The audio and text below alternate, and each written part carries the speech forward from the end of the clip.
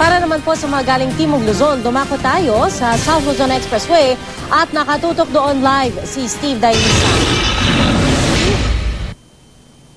Pia, bandang hapon nga nagsimula ang pagdami naman ng mga sasakyan dito sa South Luzon Expressway. Papasok na yan ng Metro Manila. Kahit nga bakasyon pa bukas, Pia, ay tila raw na paaga ang pag-uwi ng ilan sa ating mga kababayan. Kaya umabot sa hanggang 220,000 yung vehicle volume ngayong araw. Silipin na natin ang latest traffic situation dito naman sa SLEX. Ang inyo pong napapanood ay ang live na kuha ng CCTV. Yan po ay sa Ayala Toll Plaza. Yung mga sasakyan po na galing ng Star Tollway at papasok ng SLEX. Pila-pila po yung mga sasakyan dyan na nagsimula kanina pang bandang alauna ng hapon at tinatayang nasa hanggang 2 kilometro na yung haba. Mabilis naman daw, Pia, yung transaksyon dun sa mga toll booths. Ang nangyayari lang, masyado lang daw talagang marami yung volume nitong mga sasakyan. Mahaba rin po yung pila ng mga motorista dyan sa may bahagi ng Philinvest exit maging sa Calamba Toll Plaza. Nagpakalat na raw, Pia, yung pamunuan nitong SLEX ng karagdagang traffic enforcers at 18 ambulance tellers.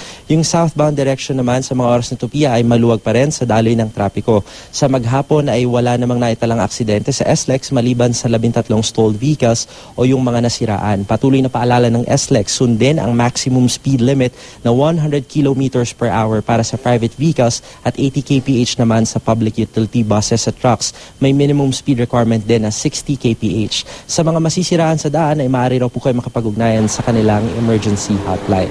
Bukas, Pia, araw ng Kagitingan ay inaasahan na mas bibigat pa ang daloy ng trapiko. Ang inaasahan ngang traffic volume ay nasa hanggang 250,000. Lalo pat yung ilan sa ating mga kababayan malamang daw ay susulitin yung huling araw ng bakasyon bago sila magbalik trabaho sa Martes. Yan pa rin ang latest mula rito sa Traffic Control Center ng SLEX. Balik sa Pia. Maraming salamat, Steve Dailisa.